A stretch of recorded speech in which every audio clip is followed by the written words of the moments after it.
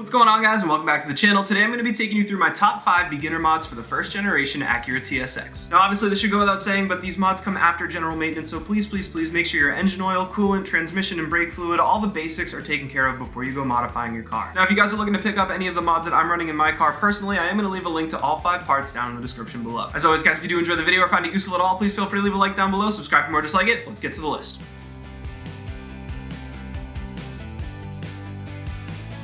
So beginner mod number 1 for the first generation TSX is going to be a reinforced lower ball joint. Now I did make a whole video on this topic a few months back on the channel. I'll leave a link in the description down below to that, but basically the OEM and part store ball joints just don't hold up from a safety perspective. Unfortunately, all too often with these first gen TSXs and with the Accords from the same year, we see the old ball joint ka-chow, which basically means that that lower ball joint snaps and the wheel goes like this. And so it seems to me like the OEM ball joints were just not designed or manufactured up to standard. Now this happens even with cars on stock suspension. The higher mileage you go, the more worn down the ball joints get, and all of a sudden it snaps and you're in trouble. Now if you add in the factor of lowering your car or running a wider wheel or spacer, unfortunately you're increasing your risk of that ball joint snapping. That's why I would 100% recommend before adding any other parts to your car, reinforce that lower ball joint. I've personally been running the Sankei 555s for a whole season. I've been driving the car very spiritedly and they've held up really well for me, so I'm going to leave a link to those down in the description below. Now for each of these parts, I do want to talk a little bit about the install process, and we're actually going to be rating each of these installs on a scale of 1 to 10 based on how difficult the install is. Obviously 10 would be the easiest and 1 would be nearly impossible. Now I'm not going to lie to you guys, the lower ball joint install was kind of a pain. We did both sides at the same time. I'm from New England, so there's a ton of rust and things just tend to seize up in my car very easily, and so it definitely was not an easy project. Hammering the old ball joints out was definitely the thing that gave us the most trouble. We were swinging away at this thing for probably 3 hours on one side. One side kind of popped out pretty easy with a nice big hammer. I think I have it around here somewhere. Yeah, this guy.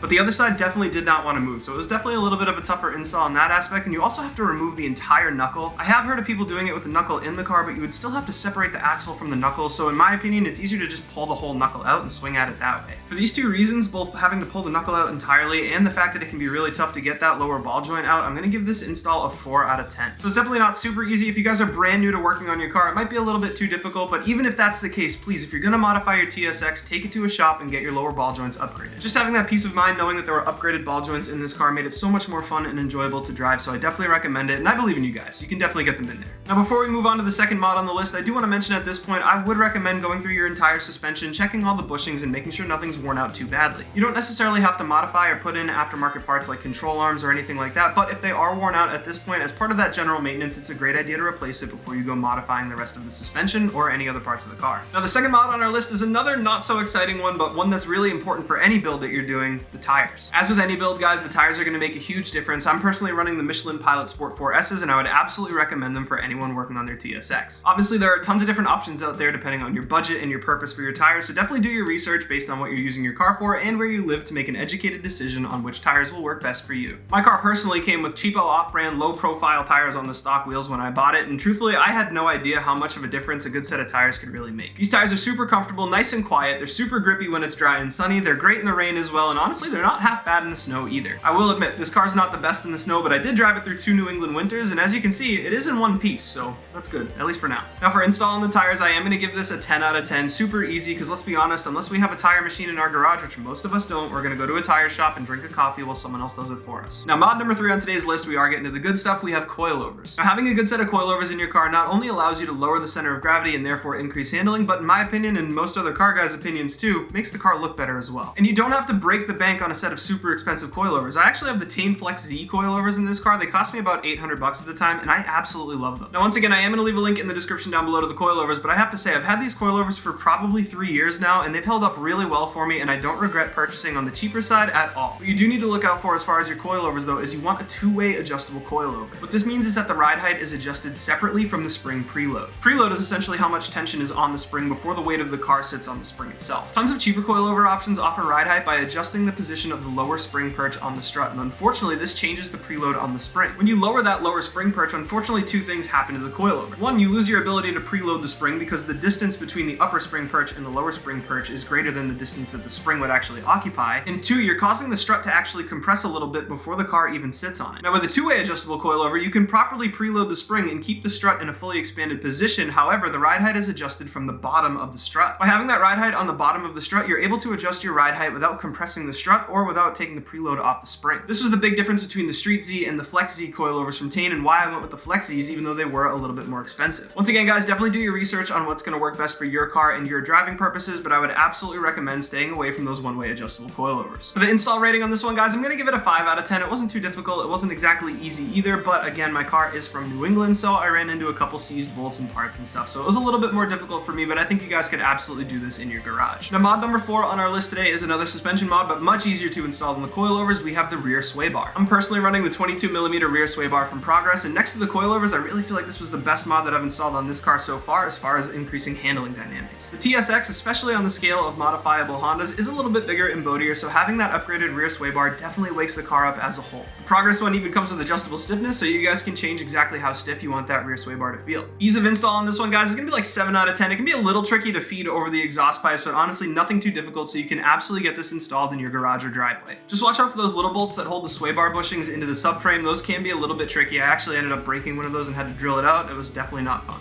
Now, before we get to our 5th and final mod for today, I do want to bring up some honorable mentions, including a short ram air intake, a catback exhaust system, and a tune from Honda Flash Pro. Now, the reason the intake and exhaust didn't quite make the list is because although the increase in sound does make the car much more fun to drive, you really won't see a performance benefit without the tune. The reason the tune didn't make the list is because although you will see some power gains, unfortunately it does cause a little bit more stress on the engine and decreases fuel economy. I haven't even put a tune on my car yet because unfortunately my car does have 215,000 miles, and I just don't think I want to stress that higher mileage engine quite yet. And because the other mods on this list have just made the car so much fun to drive that I haven't really felt the need to add more power. Now, I do have a few extras in my car as well, including some solid motor mounts, an upgraded clutch and flywheel, and a few other goodies, but the point still stands. The TSX is a super fun car, and you can absolutely enjoy it by modifying it without having to increase your power output. Now, our 5th and final mod on today's list is going to seem a little silly in comparison to some of the other mods on this list, but it is something that you use, touch, and feel every single time you drive the car, and in my opinion is a critical part of the driving experience. Our 5th and final mod is going to be a weighted shift knob. The one I run personally in my car is a little bit longer, and it's made by Mishimoto, and I've actually ran this same shifter in all 3 of my Hondas, my RSX, my Civic SI, and my TSX. I absolutely love the way this thing looks, and having a weighted shift knob allows for more direct and tactile shifts, as having a weighted shift knob does help the car fall into gear easier and prevents misshifts. Install on this one, guys, is going to be a 10 out of 10. It's as easy as unscrewing the old shift knob and screwing the new one on. Like I said, guys, this is something you use, touch, and feel every single time you get in the car, so I had to make sure it made our list of beginner mods for the TSX. That is going to do it for our list of beginner mods on the TSX for today. If you guys made it this far in the video, thank you so much for watching. I appreciate you guys a ton. If you guys enjoyed the video or found it useful at all, please feel free to leave a like down below, subscribe for more just like it, and I'll catch you guys in the next one. Peace.